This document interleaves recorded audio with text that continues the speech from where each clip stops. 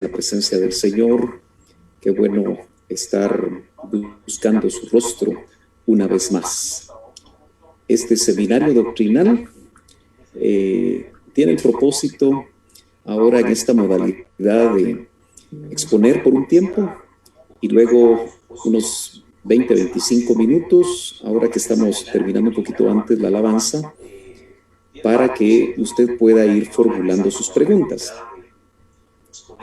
Vamos a continuar con el tema que hemos estado desarrollando en estos miércoles, solo interrumpido por el retiro de la semana pasada, y hoy vamos a ver nuevamente los lugares intermedios en su parte número 3.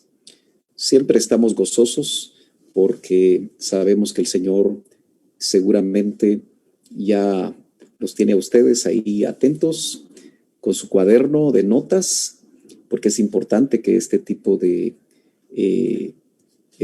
estudios nosotros los logremos, realmente logremos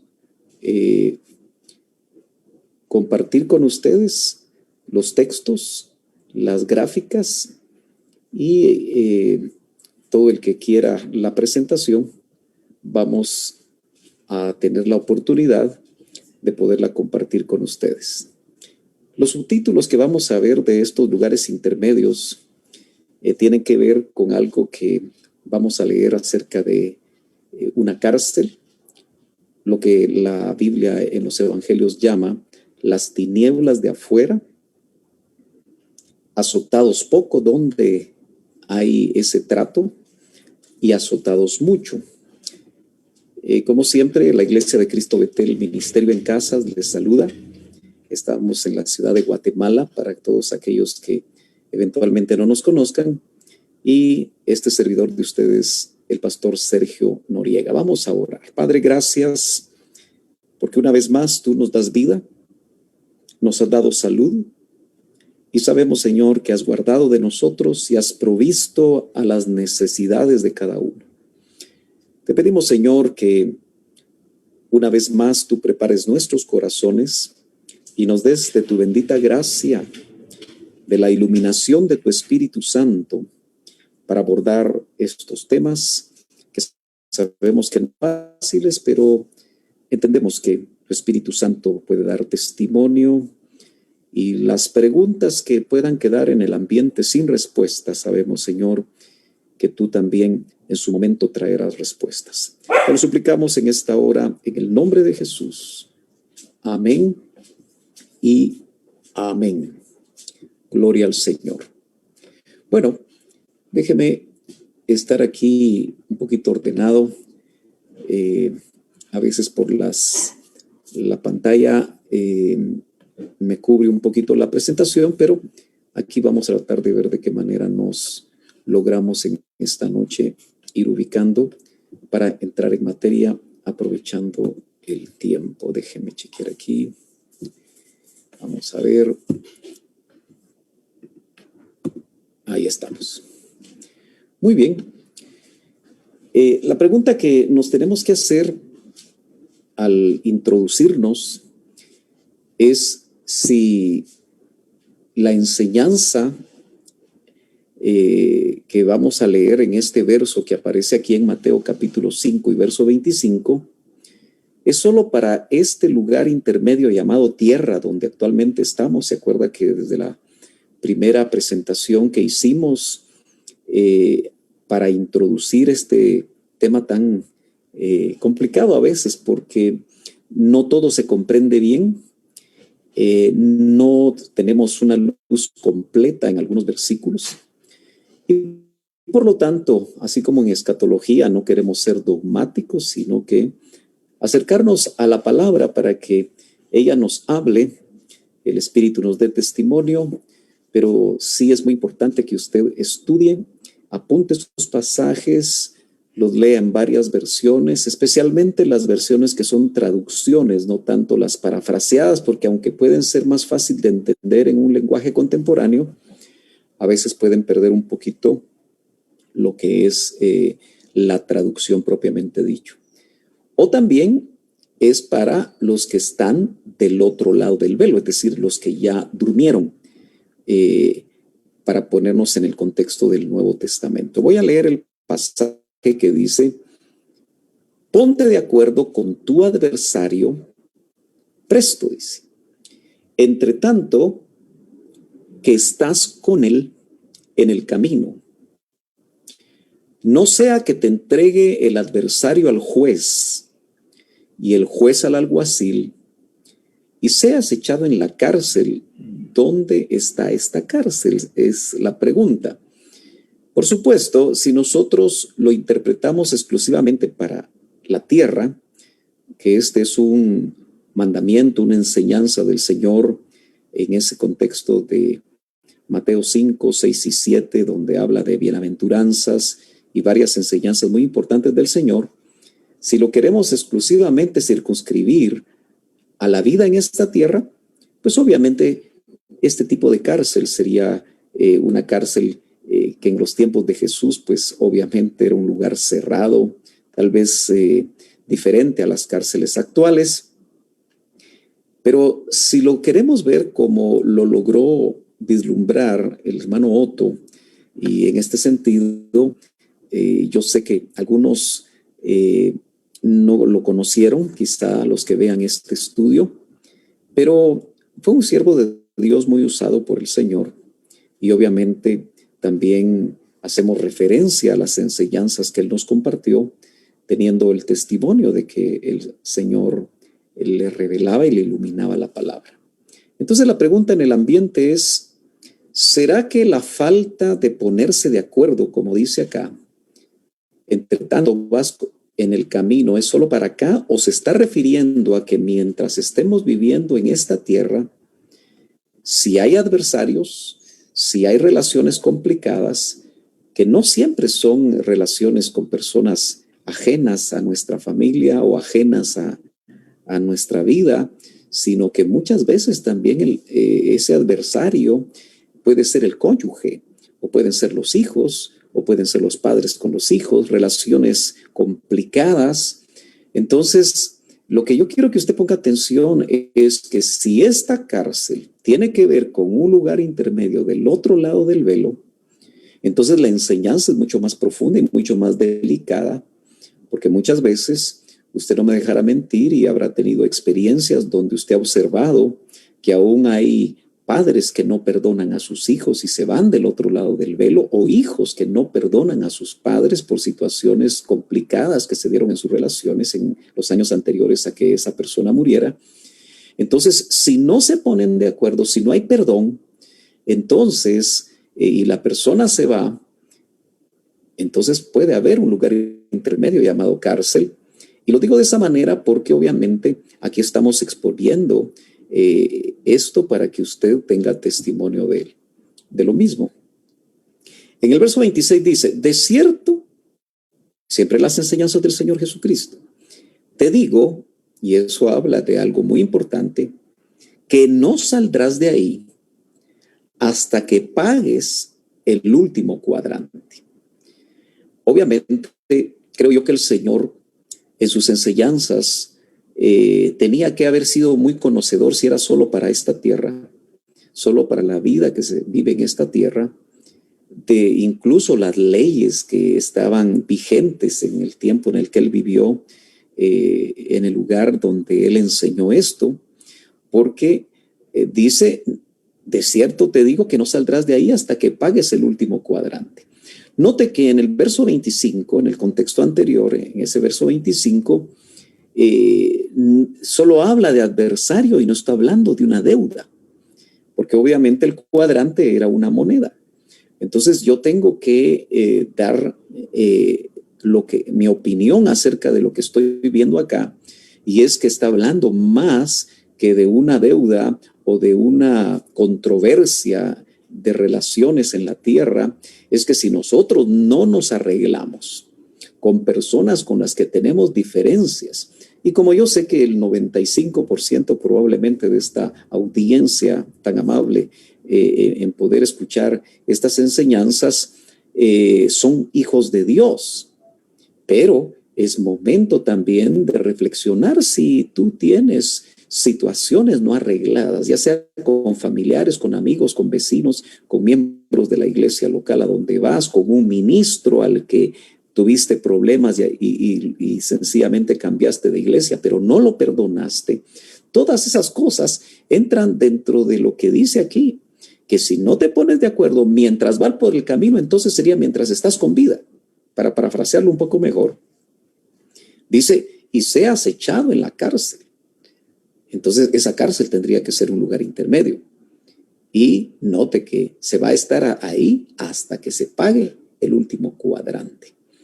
Yo sé que ya desde este momento puedes tener preguntas y es bueno que las anotes ahí en el Facebook porque hay dos hermanos que estarán nuevamente conmigo ayudándome para poder ir catalogando las preguntas para llegado el momento de responderlas. Pero tenemos que seguir avanzando. ¿Se recuerda usted que hice este pequeño esquema precisamente en la última presentación, donde el círculo esquemáticamente nos habla del Seol, que está dividido en el Alto Seol, que se le conoce como el seno de Abraham, como el paraíso o lugar de consuelo, y vemos nosotros que también podemos verificar que Lucas 16:26 dice que están separados el Alto Seol del Bajo Seol por un gran abismo o una cima con ese, que no permite pasar del Alto Seol al Bajo Seol o del Bajo Seol al Alto Seol. Esto solamente es un repaso. En el Bajo Seol hablamos de que es un lugar de tormento, mientras que el seno de Abraham y el paraíso es un lugar de consuelo. Ahora, tiene que recordar que esto es un lugar para almas, no para espíritus, por lo menos espíritus humanos. Déjeme regresar. Luego vemos que se habla de infierno, de Gehenna, en Marcos 9:43, las tinieblas de afuera, Mateo 8:12, como un lugar de intermedio, Mateo 22:13. Hoy vamos a ampliar eso, que no pudimos hacerlo la última vez, Mateo 25:30, el lugar que se conoce como Tártaro y que esa palabra solo aparece en la segunda epístola de Pedro, capítulo 2, verso 4, y también el abismo de Lucas 8:31. Ahora, quiero volver a hacer esto, solo que me voy a tratar de circunscribir ahora a intentar hacer una pequeña clasificación esquemática. Quiero que usted me comprenda que estoy tratando de ver de qué forma esquemática logro darme a entender. Y entonces vemos que según el Bajo Seol puede haber cárcel para aquellos que no se pusieron de acuerdo mientras van por el camino.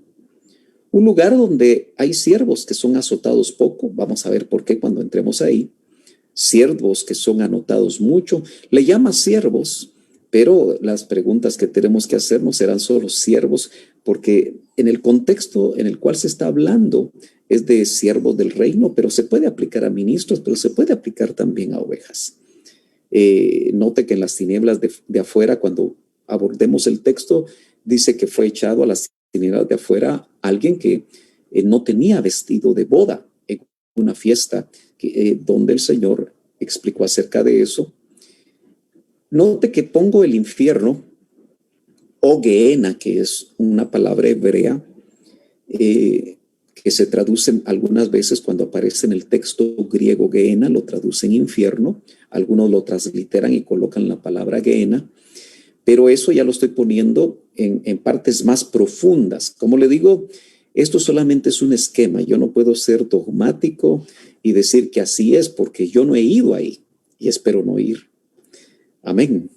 Entonces, y finalmente el Tártaro como el abismo más profundo, donde ese Tártaro, note que hay espíritus encarcelados, pero esos espíritus son de ángeles, entonces no son humanos. Yo sé que nuevamente el esquema le va a traer más preguntas, pero con la ayuda del Señor vamos a tratar de abordarlas. Entonces a esto le llamamos Bajo Seol. Ahora, hay un texto interesante en Proverbios capítulo 7 y verso 27 que dice, caminos del sepulcro son su casa. Y está hablando de la mujer extraña, que descienden a las cámaras de la muerte, a las cámaras de la muerte o a las habitaciones de la muerte o los espacios de la muerte. Entonces note que aquí eso nos indica que en el bajo Seol hay diferentes compartimientos, pero insisto, esto es esquemático. Y obviamente tenemos que notar aquí en el esquema que estas llamas que se ven aquí, pues nos hablan de ese lugar donde estuvo el rico, ¿se acuerda? De Lucas 16. Entonces ahí hay llamas, pero son llamas que queman el cuerpo del alma, llamémoslo así. Aquí tenemos que ir tratando de ajustar ciertos conceptos, porque aquí no está el cuerpo físico de la persona que al dormir o al morir, su ser integral se desintegró. Es decir, que su ser, su cuerpo, quedó en la tumba. Pero debe haber alguna clase de cuerpo del alma que hace que el rico vea dónde está Abraham y dónde está Lázaro. ¿Se acuerda que vimos eso? Que tenga sed. Entonces le llamamos cuerpo del alma. Y por eso él dice atormentado, porque el bajo Seol es un lugar de tormento. Precisamente habla que está siendo atormentado en esta llama. Por eso colocamos siempre en el esquema, esas llamas ahí. Muy bien, hablemos un poco entonces de Mateo 8:12 y esto de tinieblas de afuera. ¿Qué es eso? ¿Es un lugar intermedio? Entonces, Mateo 8:12, que por supuesto, si tuviéramos todo el tiempo del mundo, podríamos ver contextos y todo, pero eso lo dejo para que usted de una manera acuciosa, provocándole el hambre por el estudio de la palabra, de estos temas tan interesantes, usted mismo también lo haga. Pero dice, pero los hijos del reino serán arrojados a las tinieblas de afuera. Note que se le llama hijos del reino. Las enseñanzas de Jesús están en el contexto del reino. Acuérdese usted que el Señor está viviendo e incluso está cumpliendo la ley. Y es precisamente el reino que Él venía a establecer, pero que a los suyos vino y los suyos no lo recibieron. Tenemos también que ser muy cuidadosos en el hecho de que al hablar aquí de los hijos del reino, no se está refiriendo a la iglesia, porque la iglesia todavía no ha iniciado como una operación de Dios. Sabemos que del Padre son las operaciones, de tal manera que la operación reino de los cielos, que es el rescate de la tierra, que debió haber hecho precisamente el primer Adán, fue el postrer Adán el que venía a traer ese rescate para que su pueblo lo recibiera, pero al no ser recibido, nuevamente se pospone y ya llevamos cerca de 2000 años donde esa operación reino de los cielos se pospuso y se dio lugar a este periodo de gracia donde estamos siendo salvos no solo judíos y gentiles, o no solo gentiles, sino que también judíos, todo aquel que recibe al Señor en su corazón por medio de la gracia y a través de la revelación de las buenas nuevas de salvación, entran a ser hijos de Dios. Por eso hago la diferencia. Entonces, con eso en mente, volvamos a leer. Dice, pero los hijos del reino serán arrojados a las tinieblas de afuera. Allí será el llanto y el crujir de dientes. Entonces quiere decir que las tinieblas de afuera es un lugar intermedio. Recordemos que la definición del lugar intermedio es que no es el lugar definitivo, en este caso de las almas, porque recuérdese que en el Seol están almas.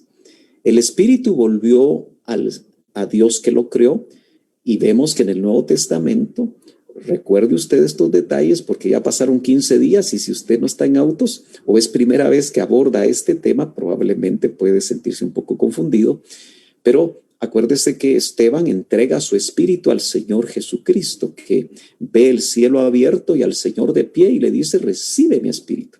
Eso nos indica que los que mueren en el Señor, en este periodo ahora del nuevo pacto, sus espíritus vuelven con el Señor Jesucristo. Y dice, entonces, volviendo a este pasaje, serán arrojados a las tinieblas de afuera. Por eso, en el esquema que vimos, yo hago un compartimiento que le llamo tinieblas de afuera, porque está hablando de un lugar, pero es un lugar intermedio, porque obviamente no es el lugar definitivo. Yo sé que aquí nos preguntaremos nosotros si también los hijos de Dios pueden llegar a las tinieblas de afuera. En su momento lo abordaremos. Ahora, es un lugar donde dice que va a haber llanto y crujir de dientes, pero nuevamente tenemos que entender que eso se da y se experimenta en el cuerpo del alma, porque podríamos decir, ¿cómo podemos entender que haya llanto y haya crujir de dientes? Porque en realidad el alma no es un humo, sino que hay un cuerpo del alma que de alguna manera puede ser ahí atormentado o procesado. Ahora, una de las cosas interesantes que muchos o varios preguntaron y que cuando oyen acerca de esto, si fueron católicos, para ser bien directos, y oyeron o les enseñaron sobre el purgatorio, preguntan si realmente esto es lo que estamos tratando de enseñar. No, mis hermanos, tengo que ser muy enfático que aquí no estamos hablando de un purgatorio, porque en la enseñanza del purgatorio lo que se dice es que esa alma, a través de ciertas actividades de los que quedan aquí en la tierra, intercediendo por esa alma, puede cambiar de lugar. Y eso no lo respalda la Biblia. Es decir, que un alma puede ser salva del otro lado del velo. Entonces, no es un purgatorio. Aquí estamos hablando de lugares intermedios donde la persona al morir, el estado de su alma queda, diríamos, estático, como vamos a abordar un pasaje más adelante en Eclesiastés. Es decir, si una persona no se fue salva, entonces el lugar donde va a llegar ni siquiera van a ser las tinieblas de afuera, sino que realmente va a llegar su alma al lugar intermedio llamado infierno. Entonces, porque ya no hay salvación. Si fuera un purgatorio, entonces sería que los espíritus llegarían ahí y tendrían la posibilidad de nacer de nuevo, pero eso no es así ni se puede respaldar por la palabra. Así que estoy tratando de adelantarme a esa pregunta que no fue del todo contestada en las oportunidades anteriores. Muy bien. ¿Cuáles entonces serán las tinieblas de afuera? ¿Por qué Jesús hace esta aseveración tan fuerte en contra de los hijos del reino? Y en el contexto vemos nosotros que no tenían fe. O sea, la falta de fe de estos hijos del reino es lo que hizo que el Señor llegara a esa conclusión. En Mateo 13:38 es llamativo que también se menciona a los hijos del reino y dice, y el campo es el mundo, en la explicación de la parábola del trigo y la cizaña, y la buena semilla son los hijos del reino, y las cizañas son los hijos del maligno. Entonces, en el contexto de los hijos del reino, nos daríamos cuenta nosotros que es la buena semilla de esa parábola. Quiere decir que en cierta manera puede ser aplicable a aquellos que ahora dentro de la iglesia son hijos de Dios, pero que en determinado momento pueden perder su fe, y eso es demasiado llamativo, porque recuérdense que el Señor dijo que cuando Él regresara, se hizo la pregunta, ¿hallará el Hijo del Hombre fe en la tierra? Entonces usted tiene que saber que realmente el enemigo siempre va a tratar de hacer que un hijo de Dios caiga en una apostasía, sea esta reversible que todavía tiene salida o una apostasía irreversible donde ya no hay salida. Ahora, la cizaña definitivamente no es salva, esa viene perdida y obviamente va a ser ubicada en un lugar intermedio donde definitivamente esperará que en el juicio del gran trono blanco esa esa alma y ese cuerpo va a ser destruidos en el infierno. Obviamente, cuando decimos destruidos, no estamos hablando que también estamos abogando por una destrucción total, porque también hay versos que nos indican que esa condenación es eterna. Eso quiere decir que van a recibir cuerpos aquellos que resuciten, como dice Apocalipsis 20, cuerpos de acuerdo a su grado de bajeza, cuerpos quizá deformes, pero resucitarán exclusivamente para que cuando no se encuentre inscrito en el libro de la vida su nombre, dice la Biblia que van a ser lanzados al lago de fuego.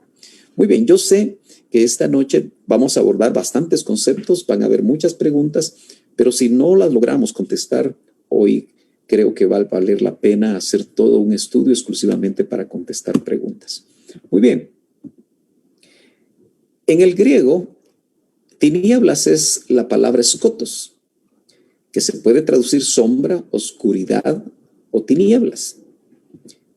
Aparentemente viene de la palabra primaria sombra. Entonces, eso nos indica que en el bajo Seol, ese lugar que le estamos llamando tinieblas de afuera, pues habla de un lugar lúgubre, de tinieblas, de oscuridad, de sombras. Muy bien. La palabra afuera puede ser también exterior, por eso hay una versión que traduce tinieblas exteriores. Entonces, como que habla realmente de un lugar donde no debería de ir precisamente aquel que por falta, por haber perdido su fe. Y la otra palabra nos habla de lamentación, llanto, llorar y lloro. Y el crujir de dientes es esta palabra que usted ve aquí, brugmos, crujir de dientes. Entonces, eso habla de un sufrimiento. Acuérdese que en el bajo Seol es lamento, es tormento, es sufrimiento.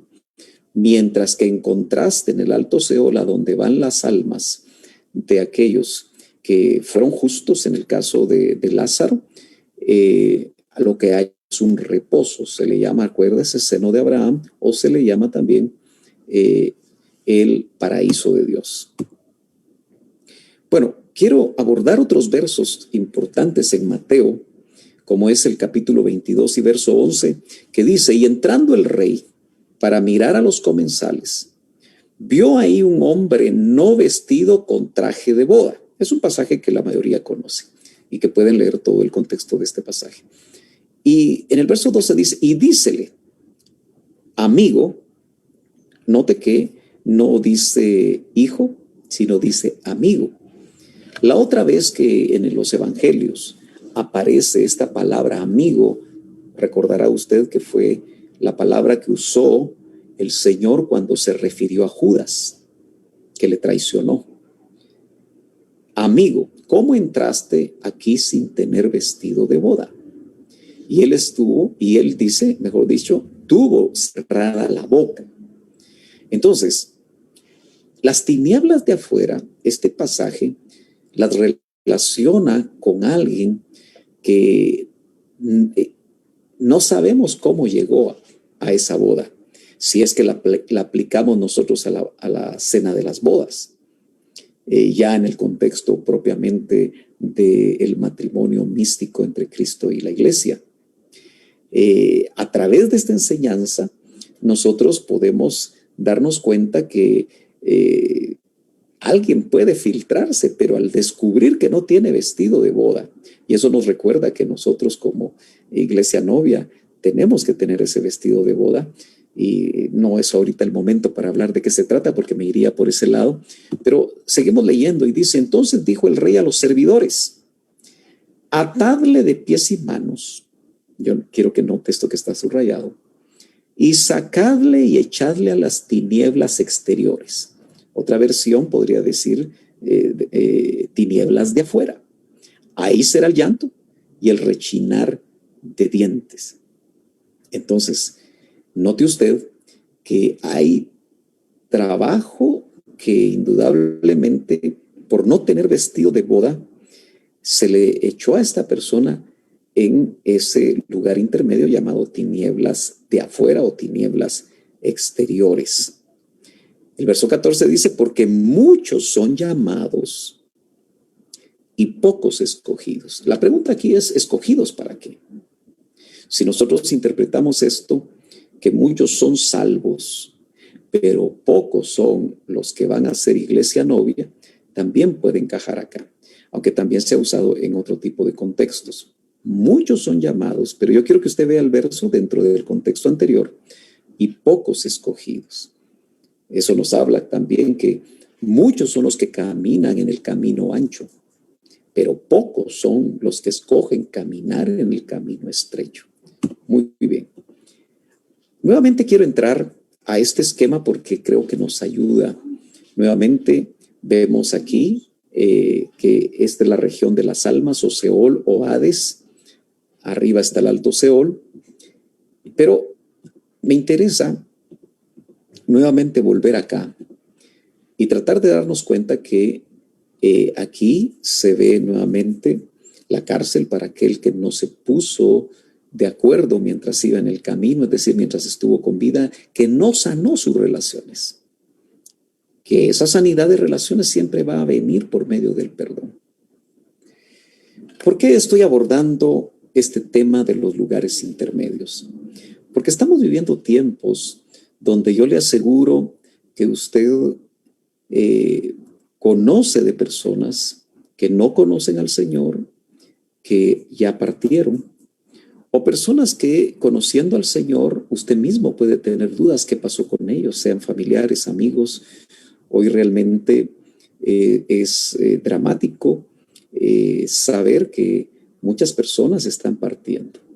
El COVID está haciendo esto, pero también otro tipo de enfermedades, y quizá nosotros estamos más pendientes de aquellas personas que parten, y entonces abordar estos temas nos pueden ayudar a resolver dudas que nosotros podemos tener.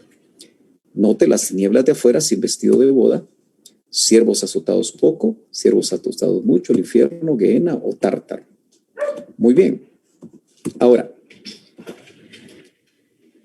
Ahora estoy tratando de usar solo la mitad llamada bajo Seol, en un esquema mucho más amplio, poniendo aquí los textos, cárcel hasta pagar el último cuadrante. Entonces, la pregunta indudablemente que está en el ambiente es, si yo como hijo de Dios me voy sin arreglar, ¿será que mi alma va a tener que ir a un lugar intermedio hasta pagar el último cuadrante? Bueno, tenemos que ver cómo respondemos eso, ¿verdad?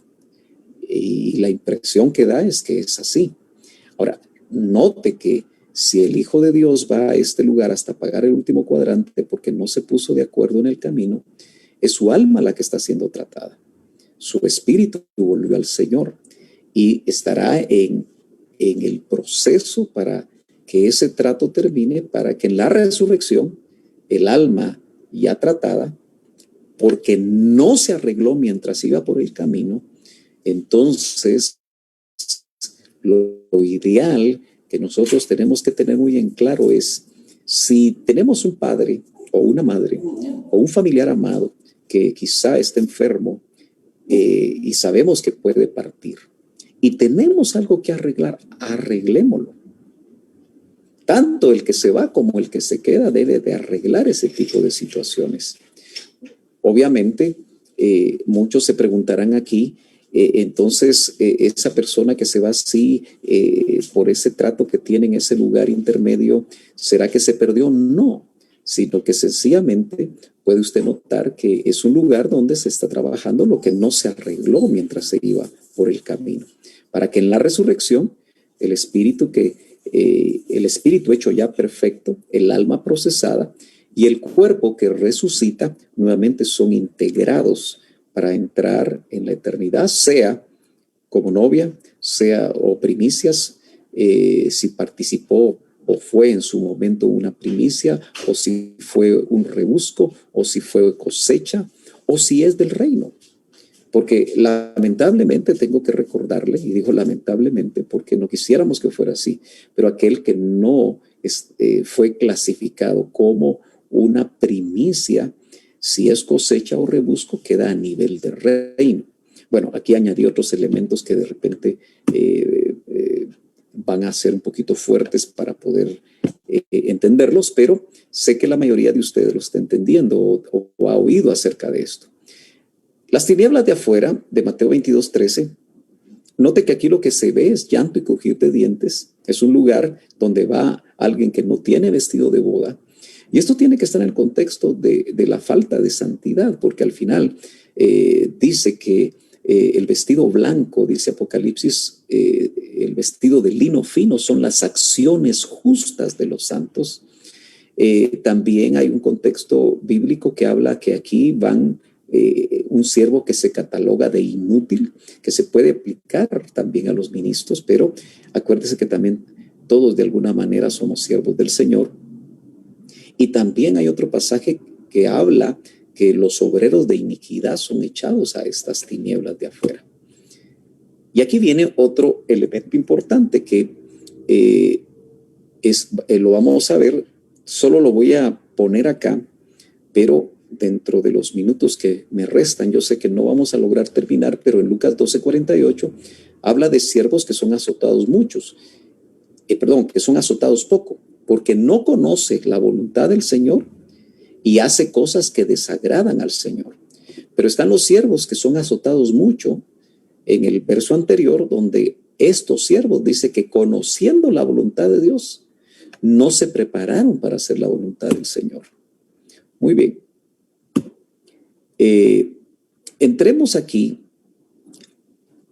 ¿Será que nuestra función aquí en la tierra, o lo que vivamos mientras vivimos en el cuerpo, define nuestra posición allá? Es una muy buena pregunta. Y en Mateo 24:48 dice: mas si aquel siervo malo dijera en su corazón, tarda mi Señor en venir, y comenzare a golpear a sus consiervos y a comer y beber con los que se emborrachan, vendrá el Señor de aquel siervo en aquel día que no espera y a la hora que no sabe, y le destrozará y pondrá su parte con los hipócritas, y allí será el llanto y el rechinar de dientes. Entonces sí, lo que vivimos nosotros aquí, la forma como actuamos, y note que en primer lugar uno lo puede ubicar en los siervos, pero esto no es solamente el pastor que dirige una iglesia o el apóstol que está a cargo de iglesias o los 5 ministerios, sino que esto es aplicable a todos nosotros. Sí, ya salvos. Acuérdese que hay cristianos carnales.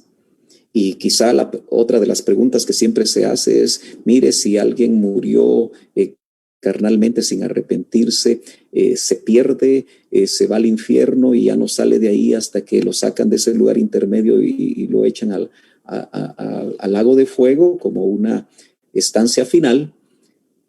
Primero, si es un salvo, no un asistente a una iglesia, sino si realmente esa persona nació de nuevo, dio frutos dignos de arrepentimiento, pero en algún momento se apartó de la fe, se apartó de la comunión, y lamentablemente lo único que se observó es que quizá un accidente, quizá una enfermedad, y no se tuvo testimonio que esa persona haya vuelto a los caminos del Señor.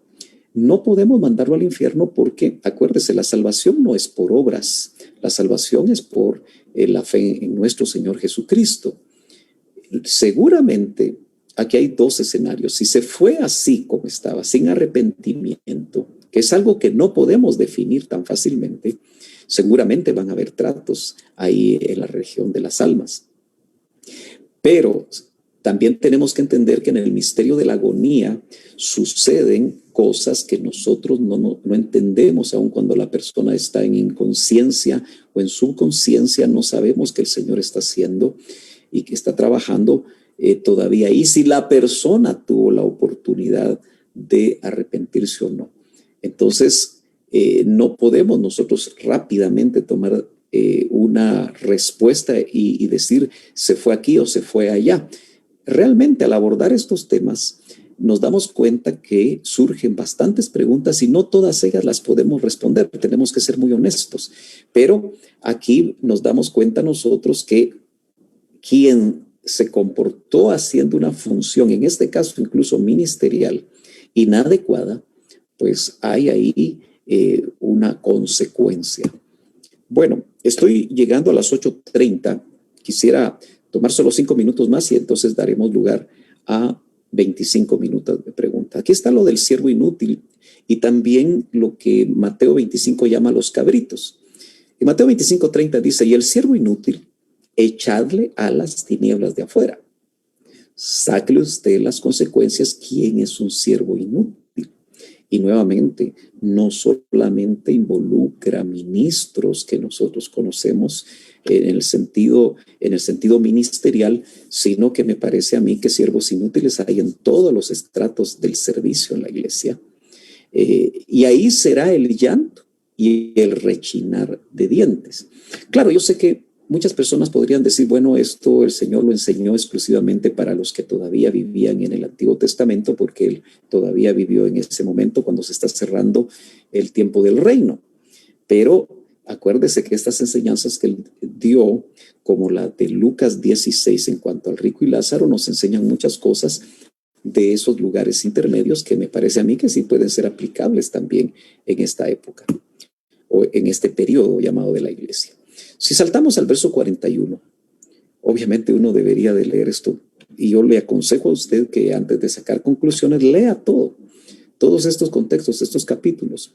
Entonces dirá también a los de la izquierda, en ese contexto de Mateo 25:41, usted va a ver que ahí en el contexto que no hemos leído, habla de los cabritos que están a la izquierda.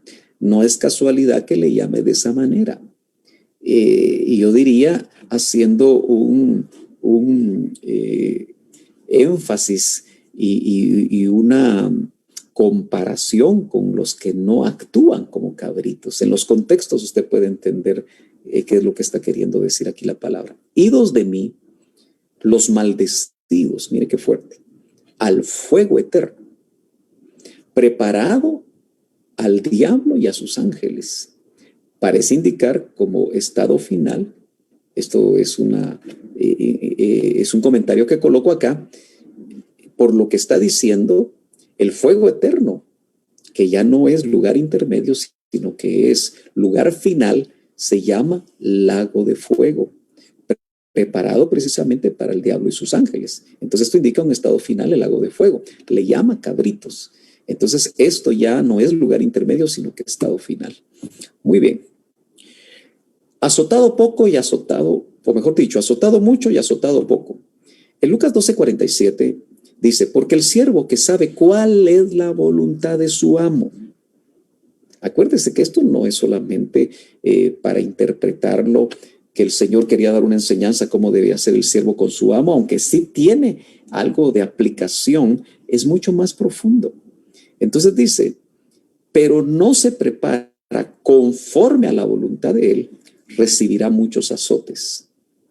Y luego dice, pero el que no supo cuál era en la voluntad del Señor y hace algo digno de azotes, recibirá pocos azotes. Eso indica que hay lugares intermedios que, de acuerdo a lo que aquí se está indicando en cuanto a la voluntad de Dios, por eso vemos los contextos que dice que al que más se le da, más se le demanda.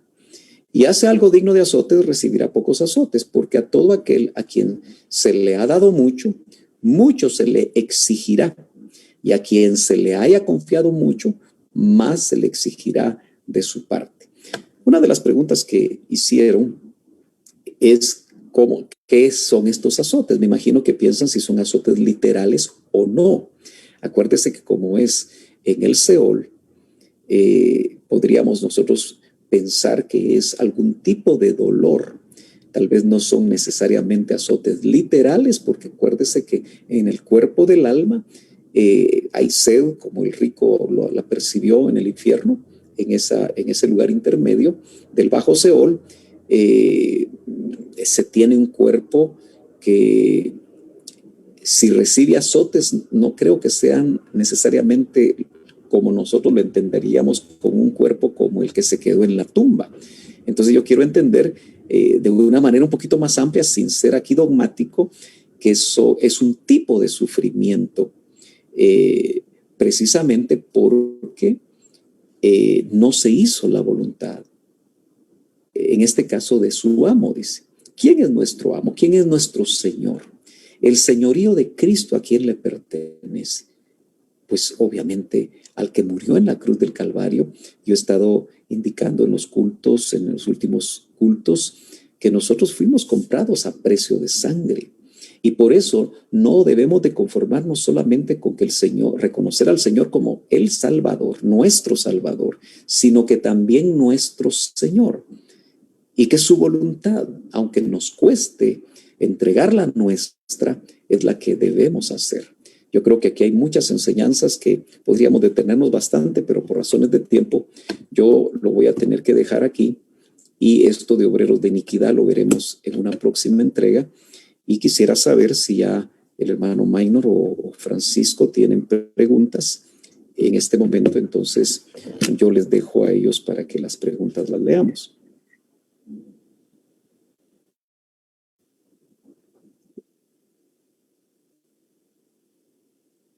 Ok, yo sé que los hermanos poco a poco se van a animar. Una de las preguntas que no se contestó decía, ¿el seno de Abraham fue trasladado al cielo? Hay una tesis de los teólogos, especialmente tradicionales, que creen que el lugar llamado seno de Abraham fue trasladado al cielo. Es una tesis y nuevamente aquí no podemos ser dogmáticos, pero a mí me parece más, y tal vez tendríamos que ir rápidamente a Efesios capítulo 4, porque el pasaje que se utiliza precisamente para hablar de esto aparece en el capítulo 4 de Efesios y verso 8, que dice, por lo tanto, dice, cuando ascendió a lo alto, llevó cautiva una hueste de cautivos y dio dones a los hombres. Nos aclara un poco el verso 9, esta expresión ascendió, ¿qué significa? Sino que él también, hablando del Señor, había descendido a las profundidades de la tierra, y de esto da cuenta la primera epístola de Pedro. Y entonces, en ese contexto dice, y él dio a algunos el ser apóstoles. Bueno, ahí habla de los 5 ministerios.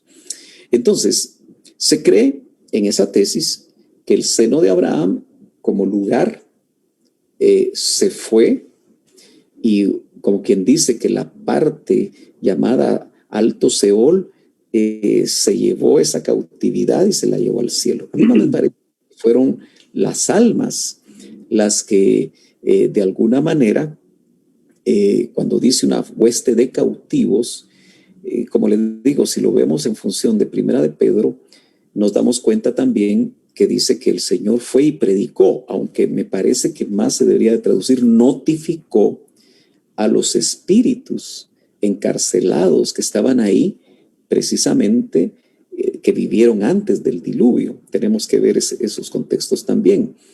Entonces, llama la atención, y para ser concreto, yo pienso que el lugar no necesariamente fue movido de ahí. Pero no podemos ser dogmáticos. Pueden tener razón aquellos que dicen que se lo llevaron, pero no tenemos textos muy claros, porque aquí solo dice, llevó cautiva una hueste de cautivos, no está hablando del lugar, y dio dones a los hombres. Entonces, yo ahí no quisiera profundizar más, sino que solamente aclarar que por lo menos hay 2 tesis y pueden haber más. No sé si alguien tenía alguna pregunta que haya entrado. Si no, yo continúo por acá. Todavía no. Ok. Bueno, ¿tienes otra por ahí? Espero yo que sí estén conectados los hermanos. Sí están conectados, pero... O la enseñanza trajo, bueno, precisamente si la enseñanza trae dudas, la idea es que se planteen las preguntas. Pero sí, usemos algunas de las preguntas que no nos dio. Sí, aquí hay una ya. Ok, por favor. Sí, dice acá, en el libro de la vida, los que están inscritos se sabe que son porque aceptaron a Dios como su Salvador. pero si no se muestran en vida que han nacido de nuevo con acciones, aún habiendo aceptado a Dios, aún así seguirán inscritos en el libro de la vida. Bueno, miren, indudablemente nosotros somos muy dados a chequear cómo viven los demás y no necesariamente chequeamos cómo vivimos nosotros. Pero obviamente si partimos de alguien que, acuérdense que hoy es muy popular en las iglesias locales, en las campañas, aunque hoy no se pueden hacer, pero nos hemos acostumbrado a que alguien recibe al Señor porque levanta la mano. Pero eso no es realmente algo para asegurar que esa persona realmente recibe al Señor. Acuérdense que a veces las personas reciben a Cristo en una iglesia o en algún lugar, pero hasta que den frutos dignos de arrepentimiento, y eso de alguna manera se va viendo con el tiempo, podemos nosotros tener por lo menos los ministros o aquellas personas cercanas a estas personas que acaban de recibir al Señor, tener una certeza que realmente ellos hicieron su decisión por Cristo, pero asumamos que sí la hizo. Entonces, dice la palabra que su nombre fue inscrito en el libro de la vida. La única manera de que ese nombre sea borrado es que esa persona, antes de morir, caiga en una apostasía irreversible, es decir, que él vomite su fe o esa persona vomite su fe. Entonces, si eso no es así, entonces me parece, porque acuérdense que puede llegar uno a morir nuevamente espiritualmente, y Judas clasifica a estas personas como 2 veces muertos, porque se da una segunda muerte espiritual, y para ello hay que leer Hebreos 10, Hebreos 6, donde nos indica claramente cómo se da una apostasía de este tipo, irreversible. Pero, insisto, nosotros muchas veces, aunque sea un familiar y se esté cerca, no sabemos qué es lo que Dios está tratando y cómo esa persona aún consciente o inconsciente o en el subconsciente que está haciendo el Señor. Claro, el Señor sí, en ese misterio de la agonía, salva a muchos que ni siquiera se habían convertido, como pasó con el ladrón en la cruz, y que por eso nos vamos a llevar sorpresas, porque muchas veces uno envía al infierno a personas, o en su pensamiento piensa que se fue al infierno, y no sabemos qué hizo el Señor en el tiempo de una agonía o en el tiempo de una situación que se pudo haber prolongado antes de morir, por lo menos físicamente. Entonces, es difícil que nosotros podamos estar seguros, aún siendo familiares y muy cercanos, qué fue lo que sucedió. Ahora, si se fue sin haberse arreglado, seguramente van a haber tratos en lugares intermedios para que esa alma esté a tono con ese espíritu hecho ya perfecto para prepararse en la resurrección. Ahora, ojo, una pregunta que muchas veces nosotros debemos hacernos y debemos de meditar muy bien es que en la cristiandad en general se cree que todo el salvo va a ser partícipe del arrebatamiento. Nosotros hemos entendido que la palabra del Señor dice que sin santidad nadie verá al Señor. Y acuérdese que como hemos también entendido que hay una venida secreta que va a arrebatar en la parucía a aquellos que dieron una estatura, entonces tenemos que pensar para atrás. Cada generación, desde que empezó la iglesia, el muerto en Cristo que antes de morir dio estatura, va a resucitar en ese tercer turno de resurrección llamada de los muertos en Cristo, según 1 Tesalonicenses capítulo 4, verso 16. Quien no dio estatura, seguramente va a resucitar hasta en el cuarto turno, porque ya al no haber dado estatura, quedó como cosecha, y entonces va a resucitar para entrar al reino, porque ya no es novia. Aquí pueden surgir otro tipo de preguntas, pero no sé si logramos contestar algo acerca de esta primera y si hay alguna otra.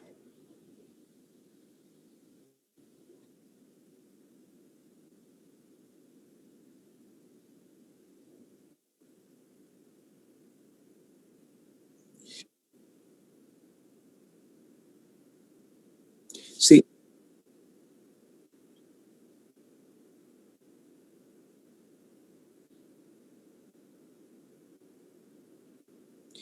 sí, es que así como lo está planteando sería purgatorio, porque acuérdese que el alma, el espíritu y el cuerpo es salvo al entregarse al Señor. Ahora, si la persona, al no arreglar ciertas cosas y morir, hay un trato en el lugar intermedio en su alma, no es para salvación, es básicamente para un perfeccionamiento. Eso hace la diferencia en cuanto al concepto de purgatorio, porque en el concepto de purgatorio es que una persona se fue y en el purgatorio es salva. No sé si notan la diferencia. Mientras que alguien que va a ser tratado en un lugar intermedio es uno que ya es salvo, pero que no se arregló. Y por eso, si vemos, por ejemplo, el lugar intermedio que mencionamos como la cárcel, no se arregló mientras iba por el camino. Entonces, en ese lugar que le llaman cárcel, porque lo copié literalmente del texto, dice que no saldrá de ahí hasta que pague el último cuadrante. Pero cuando paga el último cuadrante, entonces sí sale. Eso significa que aunque no sabemos exactamente en qué momento va a salir, si va a ser hasta la resurrección o va a tener la posibilidad de salir de esa cárcel para estar siempre en espera, pero ya en reposo, ya no en cárcel. Ahí vienen muchas preguntas que no estamos todavía con la luz suficiente para poder dar todos los detalles y asegurar o dogmatizar que así va a ser. Pero, ojo, no estamos hablando aquí que una persona no salva en un lugar intermedio su alma va a ser salva. La salvación del alma se da mientras estamos en la tierra, si recibimos al Señor o no. Por eso la obra que nosotros debemos hacer es creer en el Hijo de Dios. Esa es la única obra, porque la salvación no es por obras, o sea que se nos reveló Cristo y nosotros, nuestra alma es salva, pero si se va sin arreglar algo, entonces va a haber un lugar donde lo va a tener que arreglar y de ahí entonces ya está listo. Es como el espíritu. El espíritu, al volver al Señor, noten que se habla de espíritus hechos ya perfectos. Pero esa perfección, obviamente, al estar con el Señor, se va a completar esa perfección. No sé de qué tipo de perfección es, porque hablamos de 7 rociamientos de este lado del velo, y usted los conoce. Inician desde lo que es el nuevo nacimiento y terminan en la glorificación. Eso es en el caso de los vivos que estemos o los vivientes que permanezcamos para la parucía del Señor. Pero esa glorificación de un muerto en Cristo que dio estatura y que resucita en este tercer turno de resurrección, del cual acabamos de hablar, obviamente ese espíritu hecho ya perfecto va a venir, se une al alma y el cuerpo resucita, y entonces los muertos en Cristo resucitarán primero. Pero como dio estatura mientras estuvo en vida. O sea, no podemos decir que alguien que murió como cosecha o como rebusco. Los que conocen de estos términos me van a entender mejor. Como se fue como rebusco, va en el trato que va a tener, va a subir a hacer cosecha, o en el trato que va a tener va a subir a ser primicia. No, como murió así queda, así es clasificado. Pero su alma, si tiene algo que deba de arreglar, arreglaría ahí. No sé si me expliqué o esto trajo más preguntas. Acá hay otra pregunta. Dice, el Bajo Seol es un lugar intermedio a las almas que están pagando hasta el último céntimo. Al pagarlo, ¿saldrán de ahí o a dónde se ubicarán una vez paguen el cuadrante o el céntimo? Es lo que acabo de explicar. No sé si tal vez surgió la pregunta en el momento que yo estaba explicando, pero sí, precisamente cuando dice que pagan el último cuadrante, la impresión que da es, claramente dice, saldrán de esa cárcel hasta que paguen el último cuadrante y seguramente entrarán a un lugar de reposo esperando al Espíritu y esperando para que se reintegre juntamente con el cuerpo en la resurrección. Pero noten que aquí la cosa se vuelve más complicada porque tenemos que aprender a manejar los turnos de resurrección. Eso se han enseñado muchas veces, pero muchas veces no se apunta, no se medita, no se tienen frescos.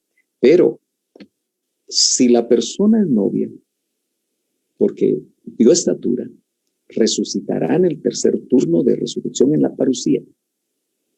Si no es novia, sino que cosecha o rebusco, va a resucitar en el cuarto turno al final de la semana 70 de Daniel, porque ya es reino y va a reinar con el Señor por 1000 años. Porque no es solamente los que mueren en la tribulación, sino que aquellos que quedan en calidad de reino.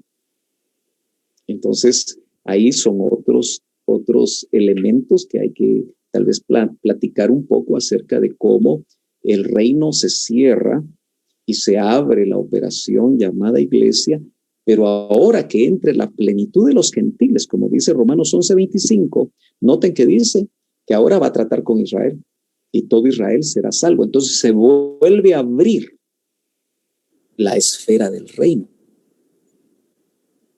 Y lo que va a suceder ahí es que el Señor no solo trata con Israel, que es del reino, sino que también noten ustedes que cuando Él vuelve en su epifanía, se sienta a reinar en el trono de David desde Jerusalén, de una manera literal, y se establece un reino de 1000 años.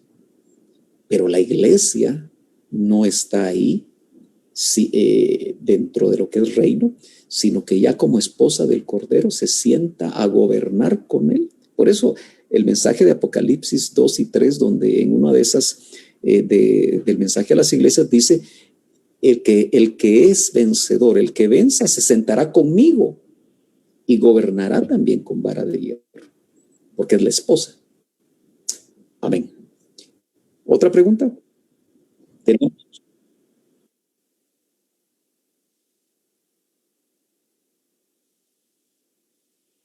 Sí, ya también me habían preguntado por internet qué pasa con los que se suicidan. Nuevamente vuelvo al punto. Generalmente la tradición evangélica y la mayoría que abordan esta pregunta dicen definitivamente como atentó contra su vida, se va al infierno.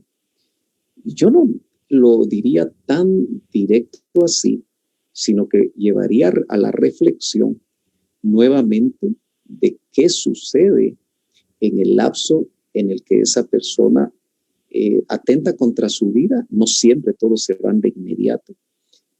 Claro, alguien que se pega un disparo y destroza su cerebro, puede uno pensar que fue instantánea su muerte, pero me parece a mí que no podemos ser tan contundentes si todavía esa persona tuvo un momento para clamar.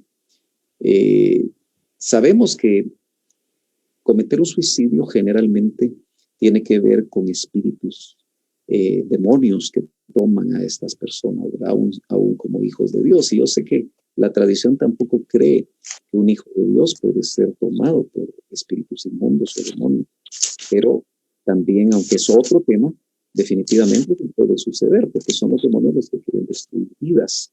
Y alguien, ya sea recién convertido o un cristiano de mucho tiempo que cae en depresión, por eso es tan importante la administración del alma, por eso es tan importante que los padres estén cuidando de la vida espiritual de sus hijos, que los cónyuges cuiden, las familias cuiden de la vida espiritual de cada uno, porque el enemigo ataca con pensamientos suicidas. Entonces, pero, insisto, es probable que incluso haya un lugar intermedio para trabajar eso. Porque aquí lo importante es, si era hijo de Dios, su salvación está en base al sacrificio de Cristo. Entonces, que el suicidio al final es una obra, y una obra mala. Pero si la persona, voy a contar un testimonio y por supuesto no vamos a basar doctrina en ese testimonio, pero se la oí al doctor Ríos y por eso me parece que es importante. Todos conocemos lo que pasó con el presidente Kennedy en la década del 60 en Estados Unidos, y que él fue el primer, me parece, presidente católico. Y obviamente, pues, si él realmente no era un hijo de Dios, sino que solamente había profesado una religión, si es que la profesó, porque muchas veces solo se tiene la religión de nombre, se recibe por familia. Pero el doctor contaba que un ministro tuvo la experiencia de ir al cielo y regresar. Esas famosas experiencias que los científicos le llaman experiencias cercanas a la muerte. Pero su sorpresa fue que encontró en el cielo a Kennedy. Claro, esto es solo una experiencia, no la puede descartar completamente. No estoy aquí basando doctrina, solo estoy contando lo que oí y que puede atraer cierta luz. Y todos sabemos que él precisamente recibió un balazo que le destruyó el cerebro. Entonces, el ministro preguntó, ¿cómo es que él está aquí? Y le dijeron, tuvo tiempo de clamar.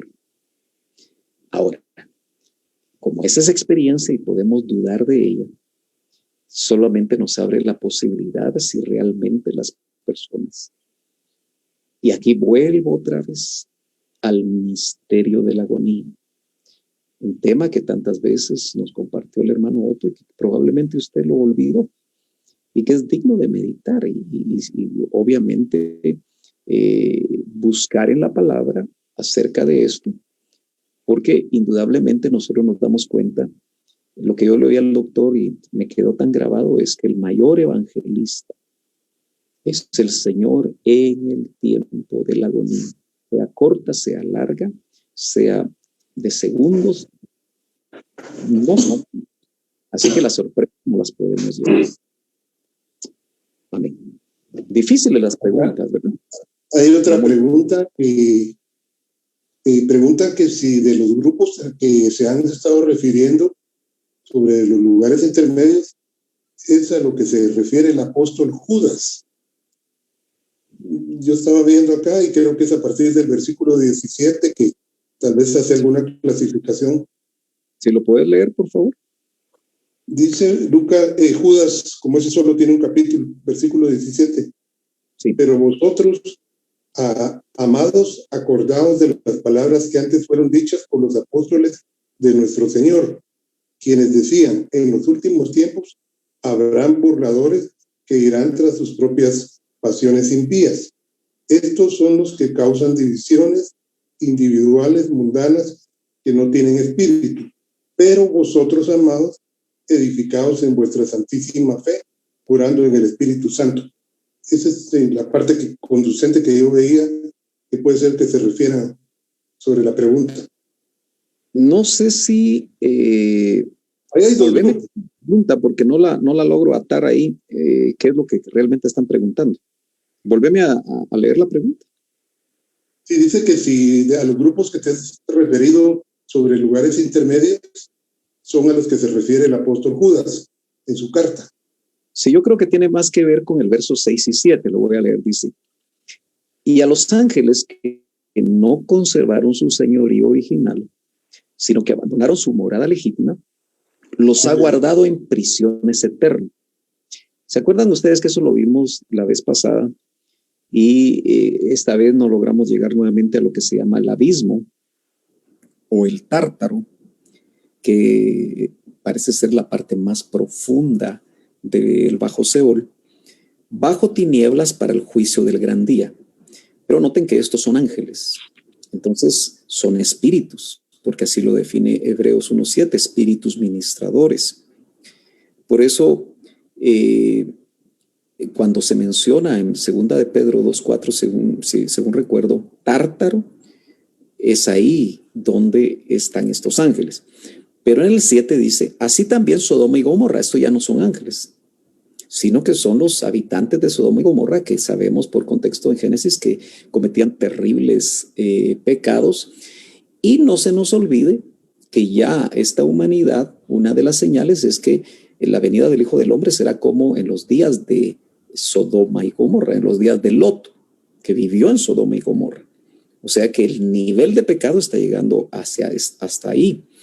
Y las ciudades circunvecinas, sigo leyendo Judas 1:7, a semejanza de aquellos, puesto que ellas se corrompieron y siguieron carne extraña.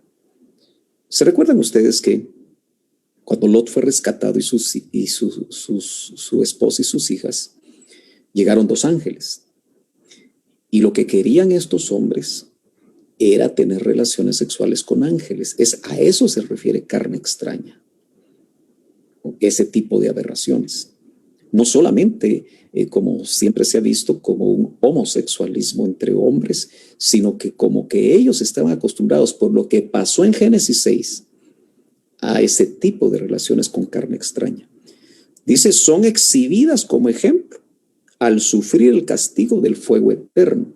Siempre que veamos fuego eterno, no pensemos en el infierno. Mire, uno de los grandes problemas que hay, chequeando versiones, es que muchas veces cuando aparece la palabra griega Hades, algunos traducen infierno, y me parece que no son exactos, porque Hades, o mejor dicho, Hades en griego es región de los muertos, y el infierno es uno de los receptáculos, uno de los habitáculos del bajo Seol. Entonces, por eso es preferible ver el original. A veces se traduce Gehenna, que es hebreo, se traduce infierno también. Como que de alguna manera algunos traductores prefirieron colocar, o comentaristas, infierno, infierno, infierno, porque tal vez solo visualizaban un solo lugar intermedio en el bajo Seol. Pero cuando vemos fuego eterno, estamos hablando del lago de fuego. Por eso vamos a tener que también hacer separación entre lo que es infierno, que es lugar intermedio, y lo que es lago de fuego, porque generalmente creen que es lo mismo. Pero el infierno es el lugar intermedio donde las almas de los perdidos que ya no tienen salvación van a tener que esperar hasta el juicio de Apocalipsis, el juicio del gran trono blanco, se le llama en Apocalipsis 20, donde salen de ahí para el lago de fuego, porque sin duda sus nombres no están inscritos en el libro de la vida. A eso me imagino que se refería. Bueno, son las 9, no sé si hay una pregunta más que podamos aprovechar porque el tiempo corre muy rápido. Si no, yo tengo aquí que dice, adelante. ¿Qué puede decir de Jonás? No, adelante, porque nos estamos cruzando. Adelante.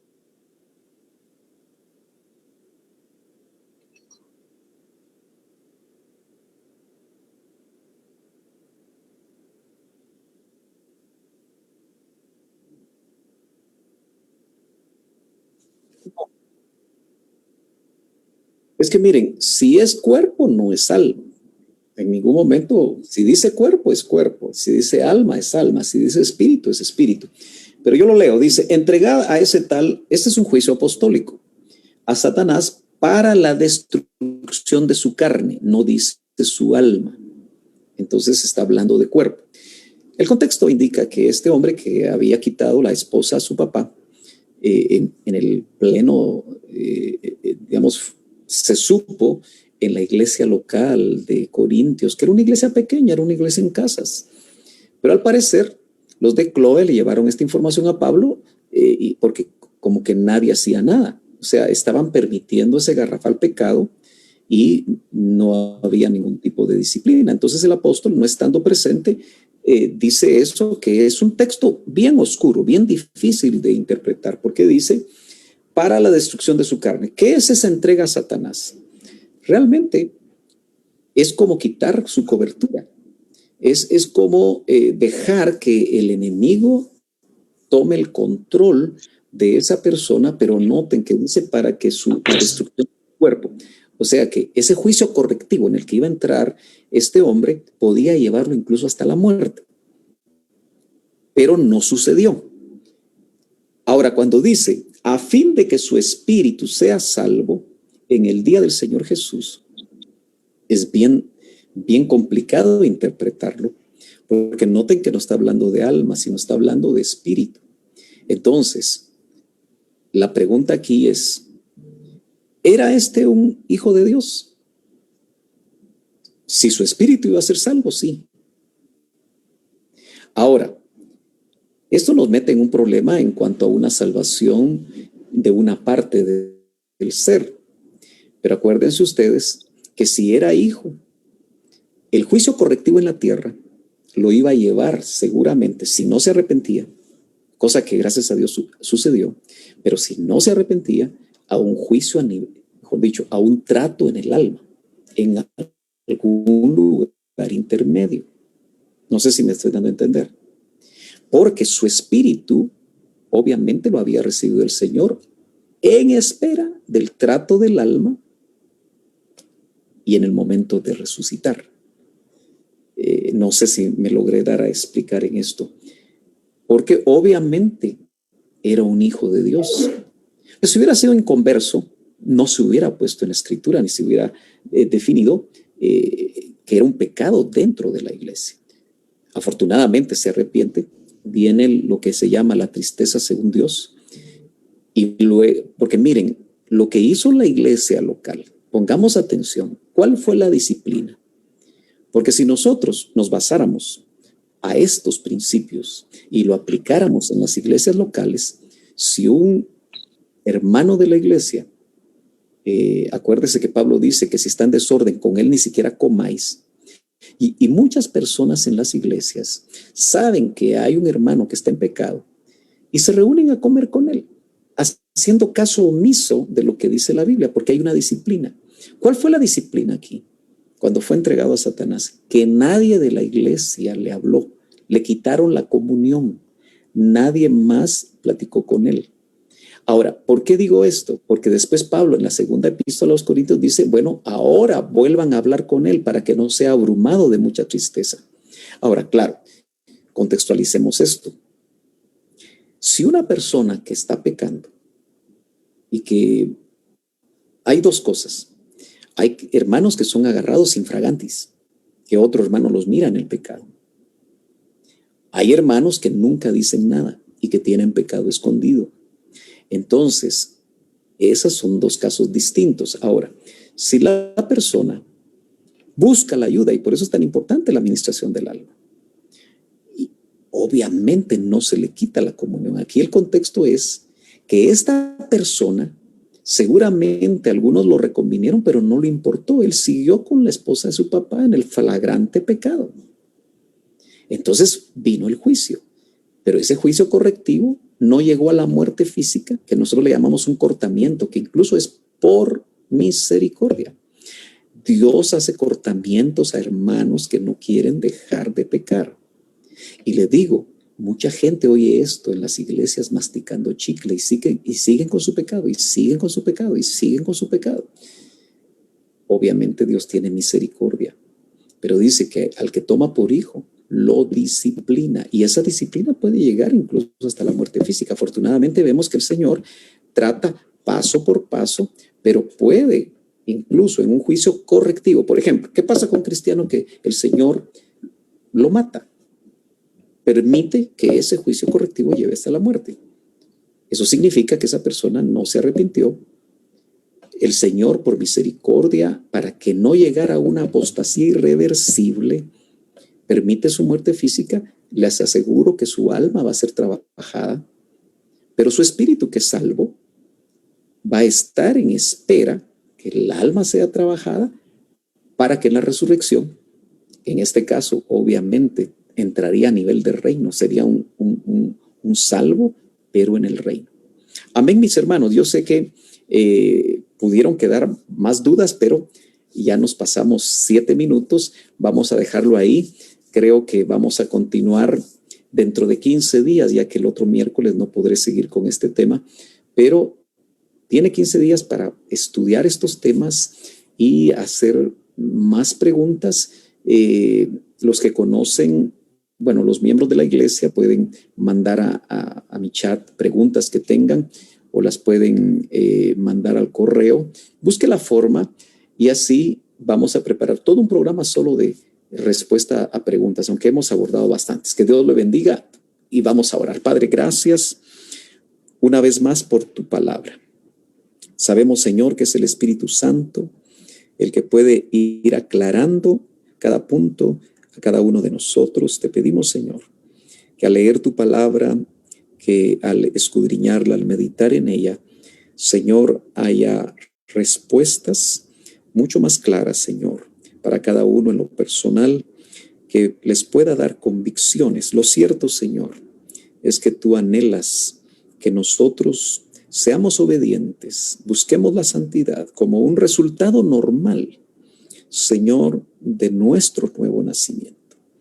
Y que cuando hay problemas en el camino, Señor, tú has provisto a los ministros que nos cubren para poder, Señor, ayudarnos en la administración de nuestra alma. Es preferible permitir la administración y los procesos aquí mientras estamos en la tierra y no esos procesos que hemos visto hoy. En el nombre de Jesús te damos gracias. Amén y amén. Que el Señor los bendiga rica y abundantemente, hermanos.